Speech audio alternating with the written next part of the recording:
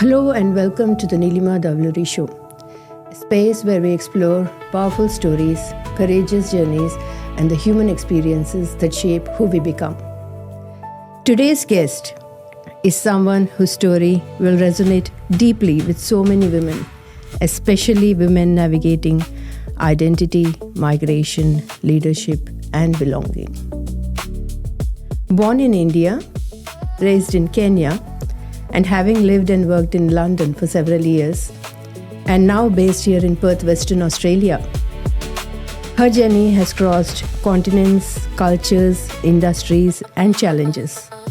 It is my absolute honor to welcome you, Premila Jina, on my show today. Thank you, Neelima. Thank you so much. I'm super excited to be here. So thank you for that warm introduction. Thank you, Premila. I'd like to add a bit more on your achievements. Founder of the Rise and Radiate, an initiative of empowering women of color. Leadership coach with over 2 decades of experience across mining, government, and public sector industries. Author of the Leader Unwritten, a reflective memoir exploring identity, leadership, and the experiences of women of color. What makes Premila's story powerful is not just the success, but the conversations that she is choosing to have for women who have long felt unseen, unheard, and unrecognized. It is a great pleasure to invite you, Premila, on my show. Let me start by saying, I have read your book just yesterday, The Leader Unwritten. Apologies for doing for the delay, but I felt like I was reading my own story. It resonated with me in so many ways. And I'd like to start by asking, the place you were born, Run, Kutch in India, from there to here right now in Perth, Western Australia, as you have said in your book, from farm fields to the boardrooms. How did this journey happen? That's a very good question. Quite a long question as well. Yeah. But just for context, I'm born in northwest India, Kutch, and predominantly my ancestors, my family comes from the Run of Kutch. Mm-hmm. Now, India has a very strong caste system, and in the caste system, we're very much bottom on the list as farmers. But to be a farmer in a desert kind of really teaches you resilience from a very young age. So I think that's where my story comes from, where, by birth, by ancestral, we've had to really develop those resilience skills and to learn to bounce forward. So given my parents were farmers in a desert, there wasn't much prospect. So they actually crossed an entire ocean into an unknown country, at that point, Eastern Africa, now Kenya, for better hopes, better prospects. And I find that kind of runs in our blood. But the thing is, as migrants, we don't cross oceans and continents for a desire. We actually do it for survival. My parents did it for survival. They moved from India to Kenya, an absolute unknown, for survival, for hope of a better future for themselves and for their kids. And the story is same for me. Growing up in Kenya, coming from the community where I come from, where girls are generally not educated. I saw girls in my community getting married off at the age of 16 or 18. Wow. And then it was left to their fate, what kind of a husband and household they had and how they would be treated as well. Wow.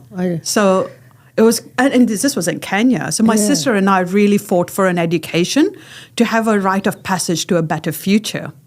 And that fight kind of led me to, growing up in Kenya, pursuing studies abroad in London. I went to the London School of Economics, which was an incredible honor. Amazing. Yeah, the top 3 universities in the UK. Which university was it? London School of Economics and Political Science, LSE. Wow. Yeah. Wow, how exciting. How was that experience? It was great, I think one of the challenges I had growing up in Kenya was And this is a notion a lot of immigrants have, and also as Indians, is because our parents have left India to go to another country, let's say Kenya, what they do is they hold a notion of what India was at that point in time, much more closer to Gandhiji's time than even that point. And as they come to this new country to form a sense of identity and belonging, they hold on to a notion of India that no longer exists. Okay. And as kids growing up, you're confined to that notion, this is your religion, this is your tradition, this is your culture. You have to hold on to it. You have to behave a certain way. And it was quite tight. And I was forced to fit into a society which I felt there was a lot of hypocrisy. But you also had one feet in both worlds. I was living in an Indian community, but I was growing up in a Kenyan society as well.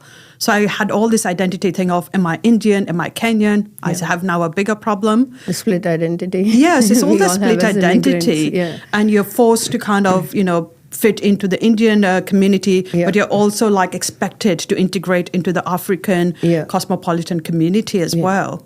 So how did you cope with that pressure of fitting in into... I struggled. Like when I was born in India, I was free. I was running around the fields. I loved it. I had freedom. And then when we came to Kenya, I felt confined. I felt like, if I was a bird, my wings were being chipped. Feather by feather, where they were saying, nope, you need to speak this way, you need to dress this way, you need to obey this person, you need to respect your elders. But I was like, they're saying the wrong thing. It's like, no, you can't question this. And I think I ended up... being silenced, Yeah, being silenced, but it was a real sad silence where I had a lot of anger within me. So on one side, I was silenced, but on another side, I was very, very angry.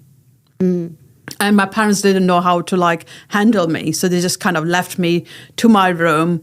So then I kind of withdrew. So you see me being silent, withdrawn to my room. And I don't know how to cope with that anger. And, I'm trying to voice it. I was like, what they're doing is wrong. We shouldn't be doing this. There is hypocrisy over there.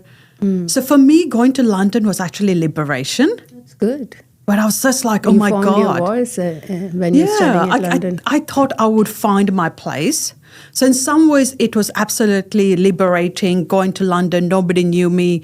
I could be myself. Okay. So there was a big part of a rite of passage of finding out who I was.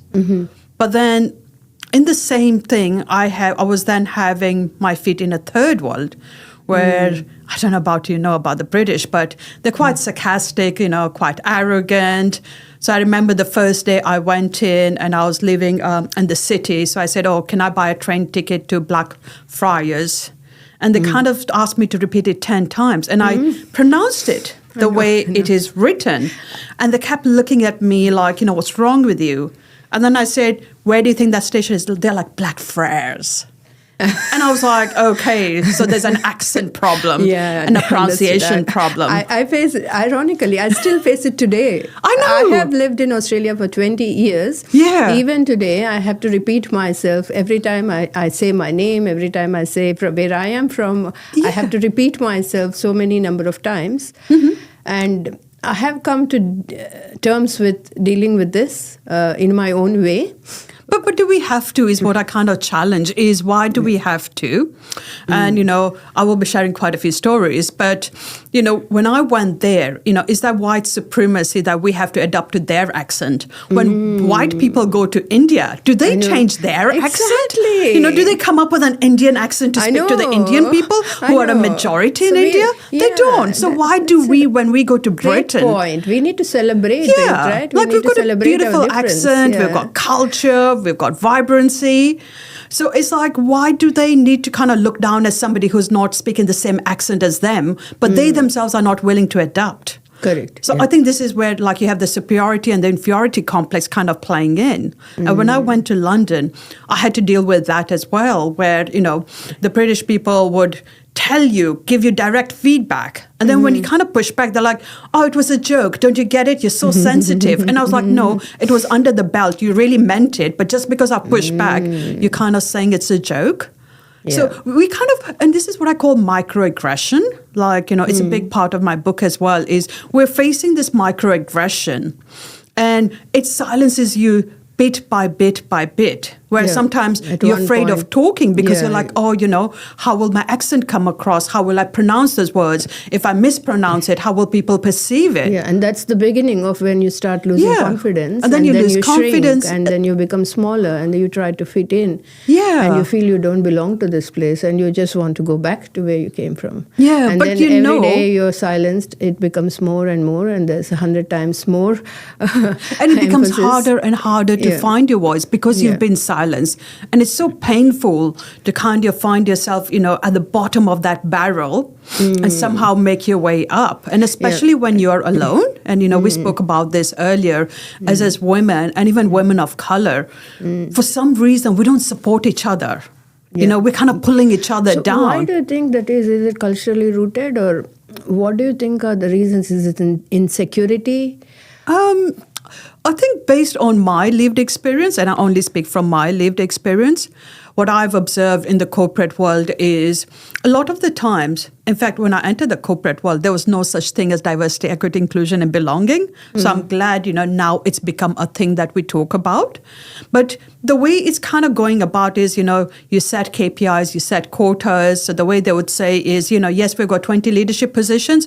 We should have one position for a brown woman, one for a black one for an Asian Chinese, and maybe one for a South American one, right? So what all of a sudden is happening is we as women, and even women of color, are competing against each other for that one single position.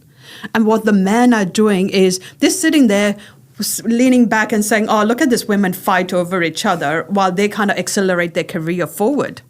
So it's a systemic barrier, and we don't even realize that we're being played against each other. And I think until us as women don't acknowledge That's very that unfortunate. there's a systemic barrier and we're being played against each other, and we kind of break that norm, we create those sisterhood circles, we get our sisters into a position of leadership where she can influence for the table to grow bigger, for more seats to be brought in for women and women of color, change will not happen. Yeah. But it's no use kind of blaming women to say, oh, you women fight against each other. We need to zoom out and realize that there's a systemic problem and we're being played at this point against each other. Yep. So your journey from London to Perth, Western Australia, how did that happen? I had an incredible career in London. I can't complain it. I love my job in innovation and technology, very much in the investment banking space, big money, massive projects. In fact, I worked on a project where we changed a law in France. So incredible opportunities. I had great opportunities to work in London, Paris, Europe, Sweden, and also New York. So in terms of a career, I was doing good. But then I also had kids. And there were times where I would just sit in the tube and look out at the hustle and bustle. And I'd feel like I'm in a hamster wheel. And I would question my life to say, yes, my career is great, but on the home front, how much time am I spending with my husband? How much quality time am I spending with my kids? Yeah, and why did I even life. bother to have kids if I'm not spending any time with them? I'm dropping them to daycare. I'm dropping them to the nannies. And I really questioned my life. And I think that's where we made a decision to say, you know what? Life can be better. But once again, we then explored. We came to Australia for a holiday. And it was funny. We came in July. Which part of Australia did you first arrive? Perth. Yeah. My brother and sister live in Perth. So we came here for a holiday. It was funny. We came from the British summer to the Australian winter. And we were like, oh my God, this place is heaven. And they're like, no, it's winter. We're like, oh my God, this is great. It's a lovely country, beautiful landscapes and countryside. Yeah. But you have the ocean on one side, you have the vineyards on the other side. The people in Perth are just incredible. So then we're like, okay, we need to move. And it was interesting, it was all the right decisions. We decided to move. But I knew from a career perspective it was going to be hard for me because there is no investment bank in Perth. Everything happens in Sydney. I don't want to move to Sydney because that's, just like repeating London all over again. London, yeah. So then I decided to move to Perth, and I knew there was no investment bank. Yes, Perth is 10 years behind. We're a beautiful city, but a little bit chilled out as well. So I knew I had to take I had to reset my career. I didn't know how, but, I made that move. And it's the same. My ancestors made that move. My father made that move across oceans and continents.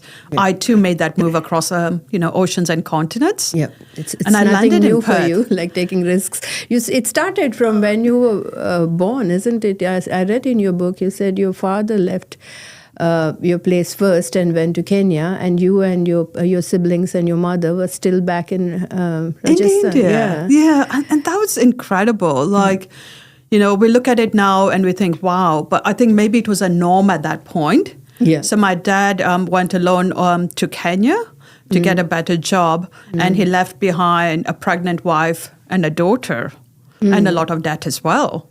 Oh, and I have huge respect for my mother, Yeah, she's been very courageous. She's incredibly courageous. She was working in the farm, doing hard labor, raising a young child while being pregnant. She gave birth to me, and she was raising 2 girls on her own for 4 years before my dad had, set himself up in Kenya and we could migrate as well. So I feel part of that courage that I have comes from both my parents, where, my dad took a risk in times where, unimaginable. But then my mom also took a risk and courage and brought us up as well. So, yeah, I feel like, I get that courage and that risk-taking from my family. It's beautiful, yeah. It's beautiful. Yeah. I really like how you identify yourself with your roots and always credit your identity, not shove it under the carpet and say, oh, this is not who I am.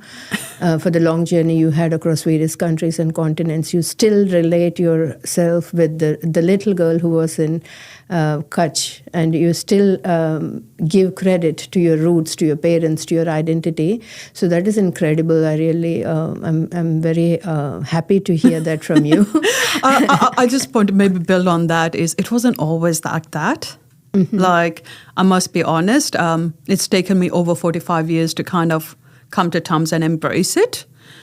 Initially, when I moved from India to Kenya and in being forced to fit in, I was fighting against it as well. I was quite rebellious. And then when I went to UK, you had to fit into the British society. And I felt really ashamed of, being Indian, having that accent, looking that way. And I was trying to strip away parts of my identity, my culture, my background, and to come across very British to fit into the British culture. Okay. Were you how old were you at that point? 18, 20. Oh, yeah. The teenage rebellion in you. Yeah, definitely. But, it was even the same when I came to Australia, where you come to Australia, you're trying to belong. And this is a big part of a migrant journey. Is we're changing countries, but we still want to have a place where we belong. It's Maslow's need of hierarchy. We have to have a sense of belonging. And sometimes for that need for belonging, we keep changing ourselves. We keep adapting. We try to fit in. And we do have this phase with the Indians. We are called coconuts. So we said we're brown from the outside, but we're white from the inside. And, beautiful analogy. I never heard this. Oh, okay. Yeah, it's a family joke of ours. And, I call my kids coconuts as well. Bless them. They're brown from the outside, but trying to be white from the inside as well. Okay. But I think, maybe it was age, maybe it was a lot of this personal growth. But I think for me, what happened was I was trying to fit in everywhere. And I lost my identity. I lost my authenticity. I lost my voice. I lost who I was. Oh. And in my 40s, I did a lot of soul searching to say, I've adapted to fit in everywhere. But then who am I? When all of these layers are stripped away, who am I? And I think that journey, that personal development, that going inwards to say, what do I stand for? What is my moral compass? What are my values? What is my identity? And embracing and accepting that, but then showing up with that as well has been a real big part. And it was really uncomfortable sometimes. I remember for the Insight Awards 2 years ago, I decided, I sit on the board of Wait, and now I'm chair. But I decided I'm going to wear a sari because I am a woman in technology, but I have strong Indian heritage, and the two go hand in hand. I'm not going to, have one without the other. So I decided to wear a sari. And I kind of put a statement out there of, I'm going to come in a sari. I decided to pamper myself. So I got professional hair and makeup done. The women draped the sari for me. And yet driving in, I had this real pull in me of go back home, just change into a Western outfit, change into a gown, fit in. Don't stand out. And I fought that battle, that internal mental battle, for the 30 minutes that I was driving into that venue. And then as I drove in, everybody just embraced me. And I was beautiful. Okay, it's okay to stand out. You don't always have to fit in. It's okay to embrace your identity and stand out. On this point, on this note, I'd like to ask you a question. So is that validity needed from outside? Do you need that kind of certification from people to embrace you, to feel comfortable in your sari? Do you think that was needed? No, actually. You don't need a validation from external. I think it was for me, I was processing my own internal dialogue. I was processing my own internal fight, where I was and I was actually processing my own internal fear of rejection. Because there's this really, there's actually neuroscience that says, we were hunters and gatherers. As human beings, our survival depended on belonging to a community, to a tribe, for survival, for protection. And if a member of that community was excluded, then his entire life was at risk, right? He could be eaten by the lions or maybe stamped over by the elephants. So his entire life was at risk. So that's the neuroscience that's built into us. I know we live in a modern society, but that's within our DNA. Built in, So we are afraid of being, rejected and excluded. And in fact, there was an article in the newspaper, it was the Forbes magazine, where they said a person experiences the same amount of pain, like if they're excluded, as though a part of their body has been chopped off. So the pain, the physical pain you'd experience is the same pain you'll experience if you are, removed from a certain community or a society. So that's the level of pain you're dealing with. You don't feel like you belong. So that sense of belonging really drives you. And I think in that half an hour journey coming in, I really needed to ground myself to say, I accept my identity, I accept my authenticity, I can be both. I don't need to be one or the other. I can be a woman in technology, and I can be Indian. And I do have the skills and competencies, and I've earned my right to have a seat at this table. And I needed to own this for myself. Nobody out there, the 400 people, nobody could have said anything to shift that. I needed to shift that internally within me. And, on that day, I went on the stage and I gave out an award in a sari. And that was for me a key moment of me embracing my identity, my authenticity, and speaking my truth. Wow, I'd like to clap on this note. Thank you. Thank you. It takes incredible strength to acknowledge that you had that voice in your head saying that, you should not go to this place in this outfit. And having challenged yourself on the thoughts, the imposter syndrome, and then going up on the stage in front of 500 people and then delivering that. And feeling proud today, sitting here and repeating that same instance that happened, and then feeling proud of your decisions and not feeling guilty or anything of the sort. It takes incredible courage, and I really appreciate you for the courage and for setting the stage for people like us who are following your footsteps. Oh, thank you. Thank you. So coming back to your starting your life in Perth, Western Australia, how was the experience coming from London, settling in Perth, Western Australia? Was there a huge culture difference? How was your career and everything that followed after that? So even in London, I used to I used to spend a lot of time, money, and effort, investing in my personal development, my professional development. And I realized for myself that, making this move would be emotionally quite challenging for me. I was living London at the height of my career, where, for my last couple of roles, in spite of having 2 kids, I've been headhunted for positions as well. So kind of leaving London, knowing that I had no idea what kind of a career I would land into in Perth, I knew I was going to have an emotional roller coaster. So what I did is I hired an emotional intelligence coach who worked with me for an entire year. So 6 months before and 6 months after the move, I had a support system in place, and I paid a coach to work with me for that as well. Was it here in Perth? No, she was actually based in Rome. Oh. So interesting. Yeah, it was a beautiful woman I met, and she was based in Rome, and we used to have online coaching on the phone. But that was incredible.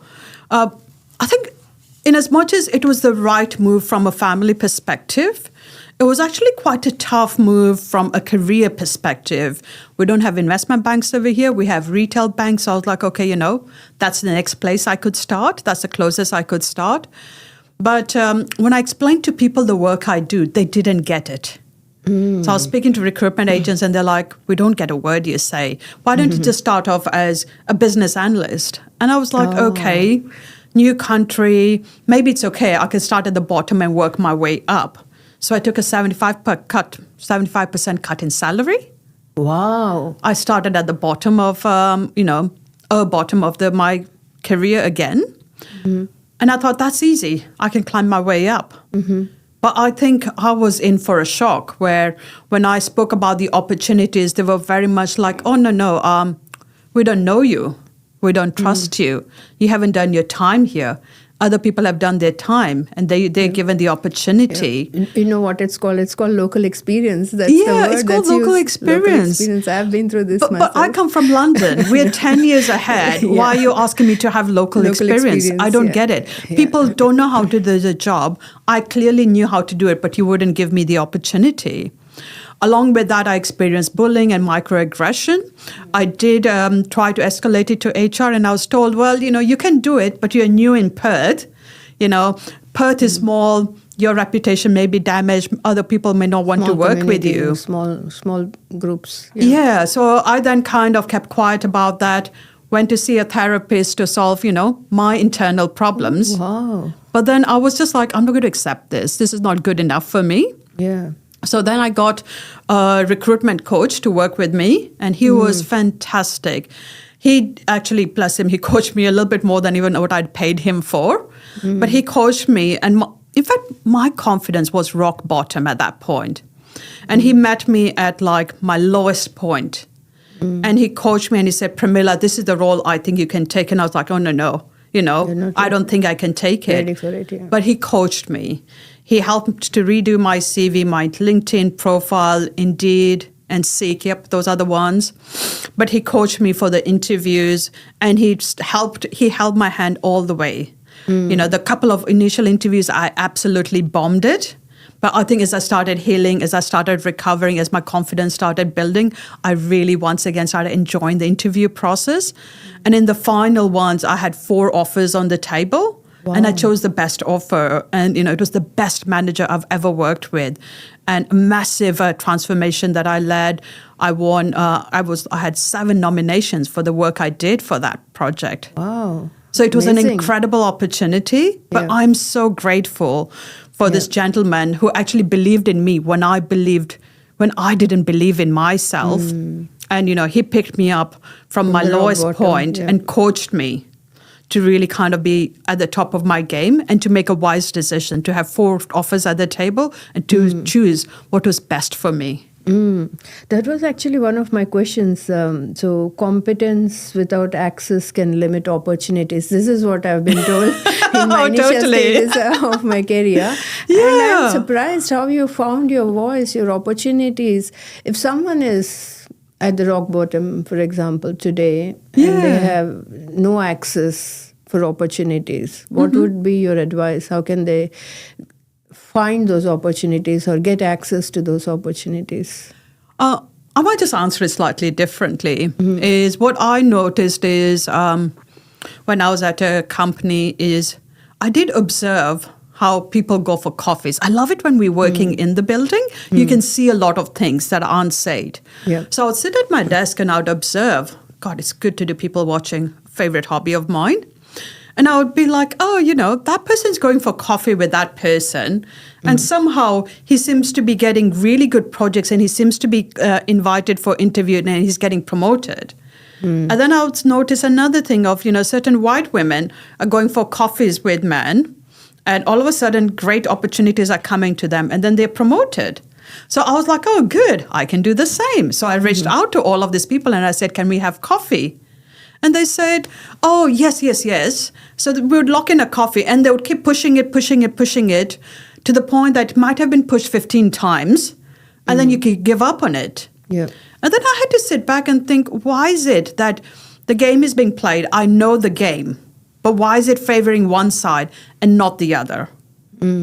So that was the thing for me. So I did share it with a few friends to say, is there any form of discrimination that I'm facing over here that somebody's not speaking to? Why is it that that man has access, that woman has access, but I don't seem to have the access? And they were really good. They're like, oh, no, Premila, you're being sensitive. You're over-imagining it. It's all in your mind. And I was like, no. I'm collecting data over here. Something's not right. So in Australia, we do have racism, but we just don't want to speak about it. And, it starts from the very top, the politicians, everybody's like, hush, let's not speak about it. But that is what is happening. There's racism, there's discrimination happening. I'm experiencing it, but nobody wants to talk about it. Yeah, but in today's census data, it shows that the maximum number of people living in Australia, the number one migrant community is from India. Yes. So in spite of that, why do you think this thing still exists in the society? Aren't we doing enough, or aren't we talking enough, or what is it that's lacking? That's a really good data, and I saw that data this week as well. But I think you almost have to go back into the history of Australia, where in Australia, the real owners of this land are the First Nations people. Right? And then you had all the different colonizers come in and they became the first settlers. So they now consider themselves to be maybe the first owners of this land, a conflict that's rising. And now we are maybe like the fourth, fifth or sixth round of, immigrants coming in. So we are a minority in a majority. And we're now fighting for our right, our place over here. And that's where the real battle is happening, is somebody has already come in and, put a stand to say this is ours. And now we're kind of fighting to say, we too need to be recognized. Because at the end of the day, we're all immigrants. The land belongs to the First Nations. And I'm eternally grateful to have this opportunity to live on this blessed land. But it's just that I too have competencies, I have experience, I have a part to play in terms of developing our economy, developing the future generation. And I do need to be given that opportunity the same as others as well. Yeah. So did I really answer your question? Yeah, you did. I was actually processing all the things you were saying. There's also one other thing I had in my mind, and I made these notes while I was reading your book. Yeah. So you said representation matters. In one of the chapter titles was representation matters. And seeing someone from our own background can be really empowering. Oh, yes. So do you think there is enough representation for women of color in Australia at the leadership roles or the positions? I think we're just starting to maybe scrap the barrel on that as well. So when I when I published my book last year, The Unwritten Leader, and when I started my program, the Rise and Radiate program, which is all a leadership program to empower women of color, I was looking for data where I was like, I'm experiencing this. A lot of women are experiencing this, but I come from a corporate world. So, what is the data to back the problem? And it was really, really hard to get data. It's like, it's a known problem, but because there's no data to support it, the problem doesn't exist. So one of my friends, Brenda, she started Women of Color Australia, and she started collecting data just 3 years ago. And she does a survey all across Australia. I believe is it at least 8,000 or 9,000 women of color all across Australia are surveyed as part of this. And she started publishing this data year on year. And in fact, when I was looking at her latest report, it actually said that the data is getting worse for women of color. So what we have done as a community, as a society is, yes, we've recognized that, women have, not had equal rights. So there have been campaigns that have been run, policies that have been changed, programs that are being funded. And yes, women are being given all of those opportunities. But unfortunately, what is happening is while white women are being invited into the rooms, women of color are still waiting in the corridors. And we somehow seem to be waiting and we are forgotten. And because we are silent, we are submissive, we're not being recognized for it. And we're still waiting. So I think there's only so much you can wait. Yeah. And this is where women of color have said, we're going to stop waiting, we're going to take some action. It's actually a little scary, doing the work that I do. It is scary. Yeah. I too am afraid of, repercussions, pushback, somebody attacking me as well. Yeah. Tell us a bit more about what you're doing with women of color and the Rise and Radiate program. Let our listeners know how they can contribute as well. This is fantastic. I feel the Rise and Radiate program, empowering women of color, is a little bit of maybe what I call my soul's calling and my purpose in life, my mission in life. So yes, I do run a technology and innovation consultancy. I do a lot of leadership work, but I definitely feel the Rise and Radiate is my calling. And I really believe in a higher purpose. But I've seen, like me, there have been so many women who've been silenced by bullying, microaggression, lack of access, lack of support, not having those leadership training, not being given honest feedback, not being given honest support, not being given sponsors and advocates. We are having to work 10 times harder. And a lot of the times when you even ask for that promotion, you're kind of sidelined to say, why don't you gather that more technical certificate, that more technical certificate? But you kept busy collecting technical certificates while less competent people than you are going into leadership roles. Exactly, and then the feedback you're given is twofold. One is, you don't have leadership skills. Okay, tell me what I don't have. It's hard to articulate, but you're not seen as a leader. Yeah, or authoritative. Or I've had some really good, honest feedback of Premila, we don't have leaders like you.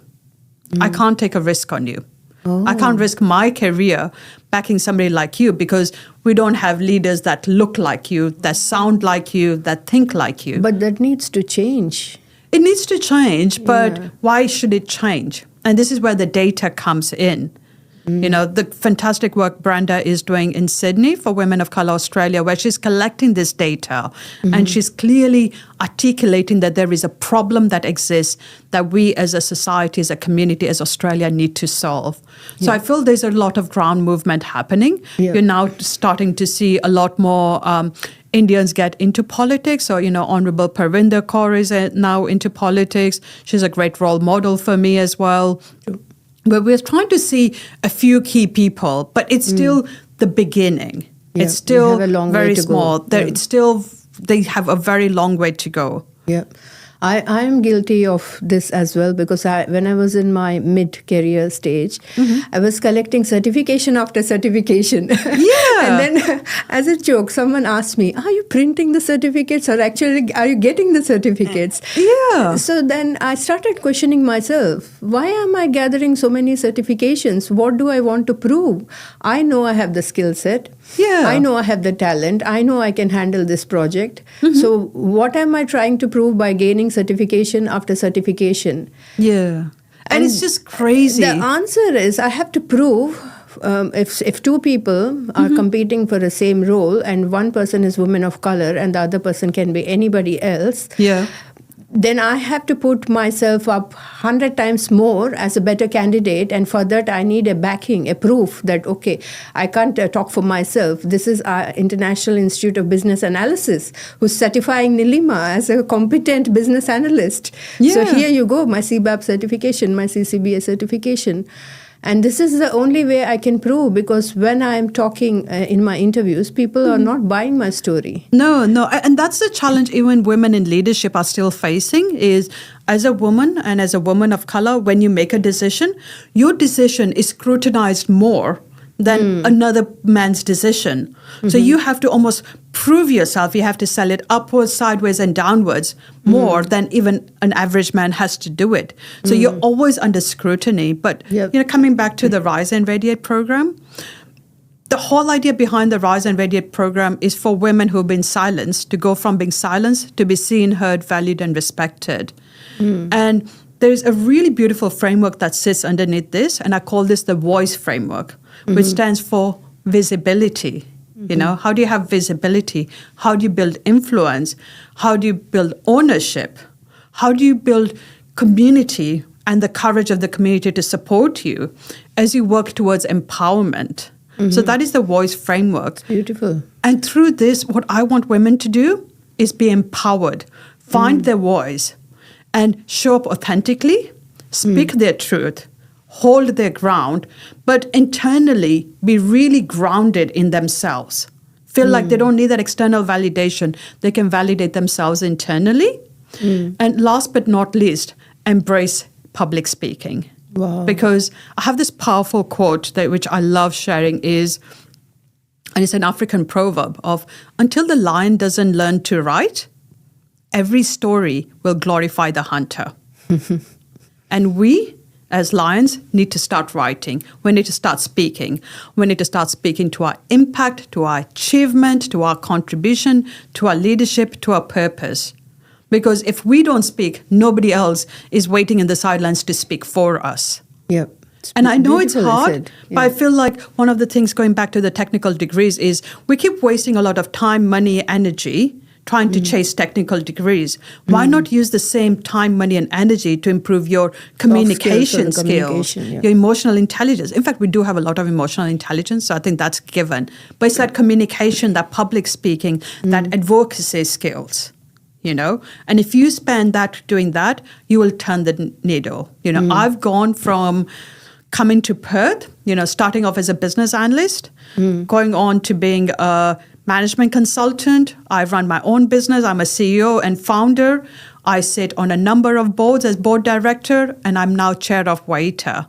It didn't just happen. I've invested in my own personal and professional. I had to see the feedback of, I wasn't communicating, I wasn't public speaking, I wasn't visible, I wasn't authentic. I've had to make those improvements myself. So I package all my lived experience, all the frameworks, all the learnings. And I feel it's my purpose and calling to then empower other women of color. And that's why I do this work, is the more we can empower these women, the more they get into leadership roles, we'll start seeing the difference. But we need to step up and embrace those roles. Yep. It's incredible. So if you have to set a pathway for someone who's starting from the mid-career to that board positions, how should they go about their journey? What's your advice? I found when I entered my career very earlier on, I actually had a really good manager take me out for coffee. And he drew a linear path for me. And because he was a really good manager and he was invested in my success, I believed him on that linear career.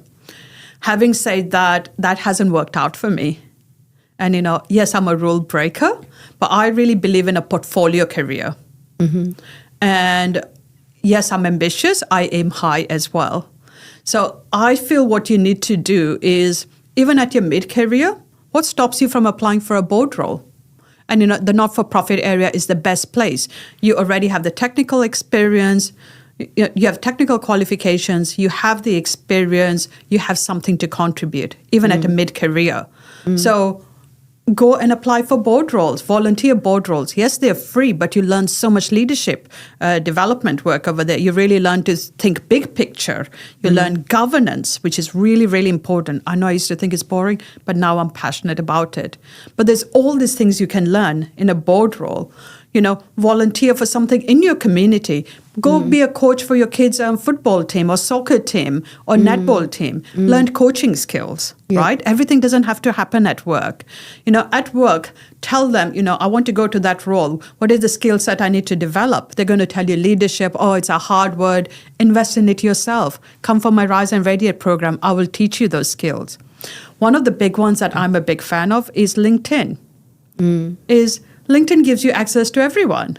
It's a platform. It's an empowerment platform. Position yourself on LinkedIn. Have a really great professional, photo shoot, picture taken. Put it on LinkedIn. Put Promote out there what you yourself. stand for. Yeah. And share articles, share your thoughts, your insights, your stories on LinkedIn. Build your brand. Because at the end of the day, you're responsible for your brand. It's your asset. It goes with you in every job. Yeah, I think from my looking at everyone around me, I think from my observation, I found that people coming from Asian background, they're a little bit hesitant of self-promoting. Yes, as such, totally. because it is in our heritage, we don't talk much about our accomplishments. We get someone else to talk about us rather, but we don't go out there and talk about our accomplishments or what we are, what we stand for, etc. So that LinkedIn profile that you mentioned, I think people just put, this is my job title, and these are my qualifications. But and it's so factual as well. Exactly. And they don't talk about what they stand for, what are the soft skills, what are they passionate about, and what do they want to offer to the community. So this is, I think, conditioned in our brain from our childhood that we should not self-promote, or not that it is harmful, but it is seen as something that we shouldn't be doing. We're conditioned as such, I think. So I think that is something that we have to come out of, that the kind of feeling that we have been instilled from the childhood, break that and then step up. And I think for that we need people like you to talk in the voice framework or the Women of Color Rise and Radiate program, etc.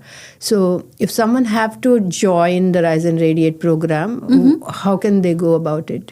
Oh, we've kept it very simple. I actually have a website that's available online. So it's called the Rise and Radiate website. And a lot of the times people don't know where they are on a journey. So I've got a diagnostics tool that they can do as well to find out where they are on their journey as well. So there's that tool. You can always find me on LinkedIn and have a 30-minute coffee conversation with me. As we're speaking right now in May, I have the next cohort starting on the 29th of May, which is going to be in person. And then we're kicking off a national cohort across the whole of Australia, which is happening on the 30th of July. Nice. So we've got all these cohorts. I'm very, very particular of how we run this. So it always has to be a very small, intimate, safe group, because we're going to be processing all of this childhood conditioning that's held us back as well. I need to create a very safe space. So we generally only have up to 10 to 12 people that come in every cohort, and we make sure that there's enough safety. But the program runs over 12 months because a lot of the times there is no silver bullet to address, 30 to 40 years of conditioning that we have received of holding us back. So we run a 1-year program where we have 4 workshops, 8 coaching sessions, a real safe community, and a really great photo shoot as well, opportunity, which is amazing. Yeah. And the finale is where you give your first inaugural keynote speech to an audience which is safe, but where your message lands authentically as well. And you can join that program. Just reach out to me. I'd love to have a conversation. The more women of color we can empower, the better our community is going to be. Please reach out to me. I can support you, and together we can create a better community, not just for us, but we can make this world a better place. Yeah, absolutely. Yeah. Thank you so much for sharing those details. Yeah. Now, that brings me into a good segue to our next question. You talk about allyship in your book as well, and you say that allyship is a choice and not a guarantee. Yes. Tell us a bit more about it, and also if you would like to add about who was your role model or ally in this journey and helped you come to where you are today. Yeah, that's a good one. One of my philosophy in life is I'm always hungry for learning. And I feel, I have an obsession with books. My husband and kids now don't pick up the parcels from the door because they're like, oh no, Amazon has delivered another book for mommy. So you read a lot. So I read a lot, but I'm very, very curious, and I'm curious about, how the world works, how things work as well. So from very young in my career, I've always sought allies. I would seek a mentor, I would seek a coach, I would seek a sponsor, I would seek an advocate, and I would say, this is where I want to go. How do I get there? And different people for different roles. But what I'm also doing is I'm building allies. And as I continue to move from level to level, I build onto those allies, and they support me in different shape and form. And even right now, I have a portfolio career. So I call my allies my board of directors, my personal board of directors. So I run a management consultancy on innovation and technology, and I have one or two people who I lean on to guide me, to coach me on that. I do sit on a number of boards. The stakes are high, the profile is high, the risks are high. So I have allies over there who are board members who would support me on that, coach me, correct me on that as well. I also do the Women Empowerment Program, and I do have some really powerful women who are my allies who coach me and guide me on how to do this as well. So I almost look at my allies as my personal board of directors, and I seek them out. I find, who's the best person in this industry for this, and I reach out to them and I say, can you help me? But my rule of thumb is whenever somebody helps me, I always return the help. So it's never a one-way strip. It's always a two-way strip. If you're helping me, I will return that favor. And if you don't want that favor, that is fine. I will pay it forward to somebody else. So, I have some mentors who are incredible. They help me. And I was like, I'm so grateful you can help me. I have no idea what I can even do for you. And they're like, that's fine, Premila. Go mentor another woman. And in that way, you've paid me back. So beautiful. Pay it forward to someone else who are looking for that support. And, in my ally, I have women of color, I have white women, I have white men, I have, men of color as well. So I have an entire mix, and I make sure that my allyship is reflective of the industry where I'm working as well. What do you mean when you say allyship is a choice, but not a guarantee? I know there is something hidden under that statement. I want to hear from you. Yeah. Look, as I mentioned earlier, you can reach out to people and say, will you support me on this? And not everybody will want to support you. And that's okay. And I accept that is to say, you won't support me and we can still have a relationship. So I think it's a choice from that front is when you reach out, and it's a law of numbers. You reach out to 10 people for help, 2 of them will accept it. Yeah. So the choice for me is, do I focus on the 2 that have helped me and continue to build my career, my mission, my purpose? Or do I focus on the 8 who said no and then say, oh, they rejected me, there's something wrong with me, and I get silenced as a result of that. So I feel this is where I have a choice. Yeah. And I choose which glasses to wear. And I just choose to wear the rose-tinted glasses, look at the people that support me and continue down that avenue. I don't choose to wear the gray glasses of who didn't support me. I was just like, we'll keep this relationship going. Everybody doesn't need to be my supporter, my advocate, my ally, but we'll keep this relationship going. Yeah, accept it and move on. Yeah, so just accept it and move on. And know it's a law of numbers. Great. Yeah. That's wonderful. Now, I'm coming to my next section, which is the rapid fire section. Oh, wow. God, we've been talking for quite some time, I think. Yeah, so I'll probably cheer you up a bit with my rapid fire questions. Yes. Yeah. So we'll have 5 questions, and you'll have less than 30 seconds to answer each question. Perfect. In one word. You have to give just your one answer word. in just one word. Oh, word. my God, that's pressure. It's pressure, yeah. Are you ready for the challenge? Oh, I love it. Challenge. I can't say no to a challenge. I know. Okay, let's see. Coming with the first question. One word to describe your initiative, Rise and Radiate. Empowerment. Wow. Yeah. It's amazing. Thank you. A quality every leader should have.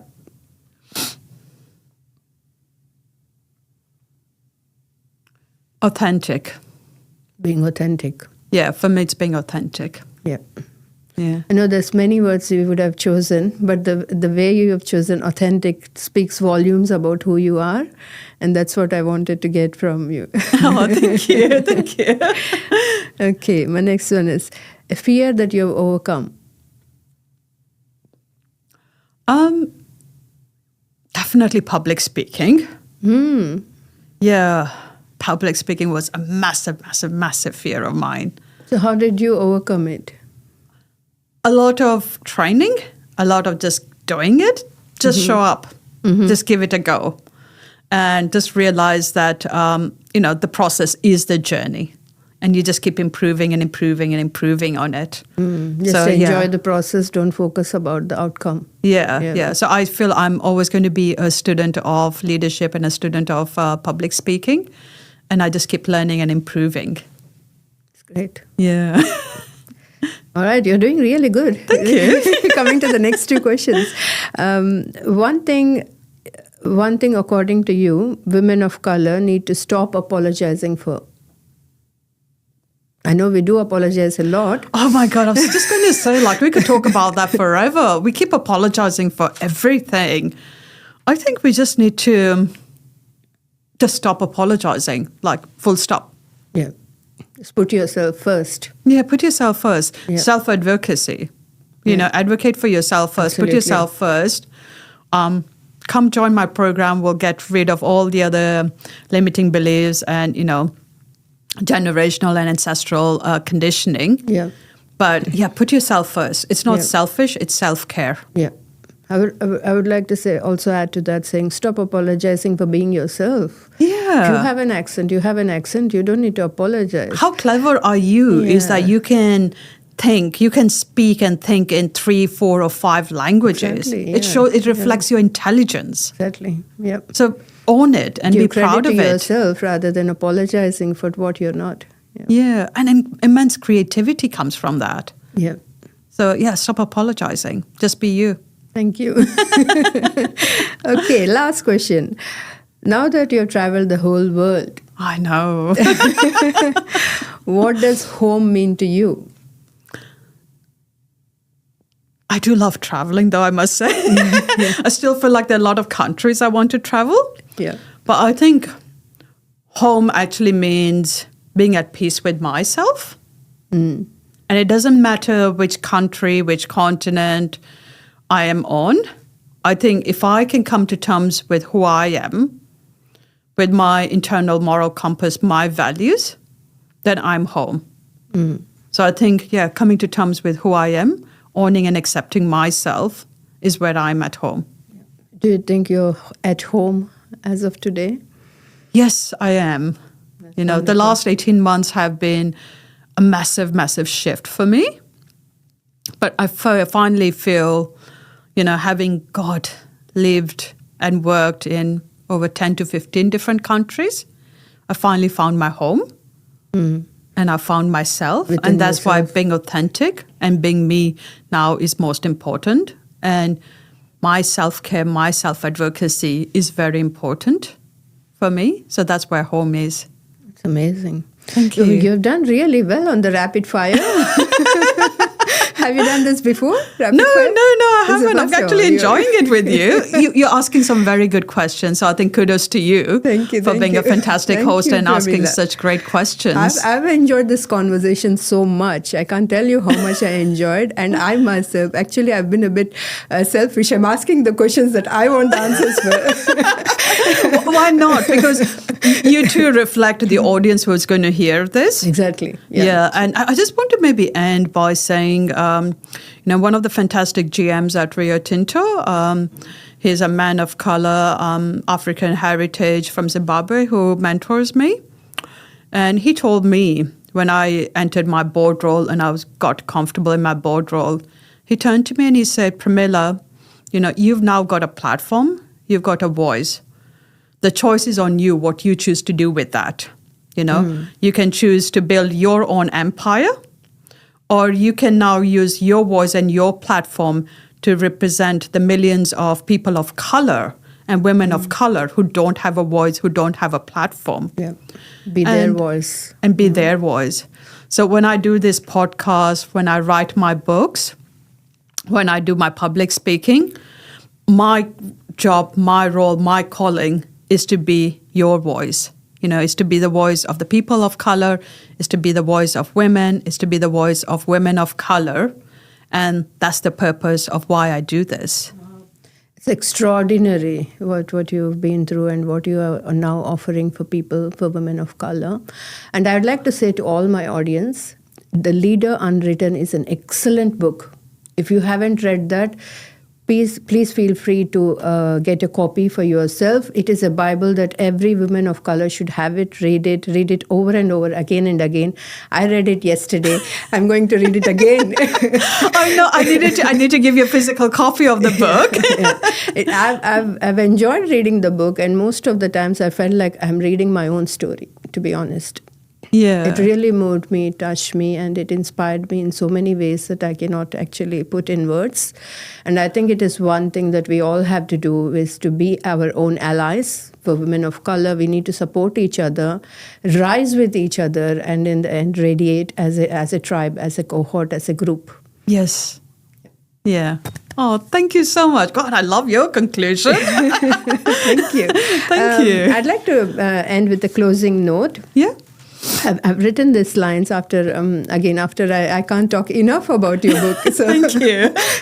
After reading your book last night, I wrote some few lines as a closing note for this podcast today. If you have faith as small as a mustard seed, this is a verse from the Bible. If you have faith as small as a mustard seed, you can move the mountains. You don't need to have everything figured out. You don't need to be confident. You don't need to have everything worked out. But just having faith in yourself, the courage to step up. And also, one of my mentors told me, and what you have also mentioned in this last 1 hour's conversation, that if you're not given a seat at the table, don't cry about it, don't whinge about it. Bring your own chair or even stand. Yep. If you strongly believe you belong at the table, claim your authority, claim your power. Yeah. Be at the table, be where you belong, and don't shrink and don't try to fit in. And this is your story, Premila Jina, and I'm so happy that I'm sharing this story. And I'm Can sure. I add one more line? Yeah, sure.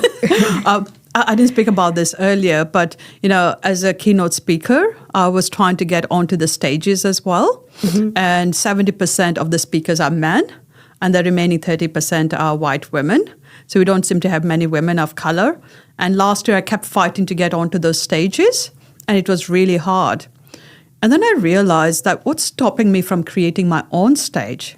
So this year, I created my own Women of Color Conference, Australia's first Women of Color Conference, where I said, I don't need to go on anybody's stage. Yeah, you can create I have your the own capability, stage. Yeah. competency to create my own stage, to create my own speakers, and to promote and market it. So I hosted Australia's first Women of Color Conference. I didn't wait. I just did it. And I think other women can do it too. I know it seems impossible, but one small movement, one small action, and you can do it. Yeah, that's excellent. That's a great way to conclude this podcast. Thank you. I'm so thankful that you are here today, and I really enjoyed speaking to you. And to all my viewers, if you enjoyed this show, please feel free to share it with other women of color. Don't forget to get the book, Leader Unwritten. And then if you want to hear your story on my podcast, feel free to reach out to me, DM me and Instagram me. And I'm always willing to hear more stories like yours. Thank you. Good night. Signing off.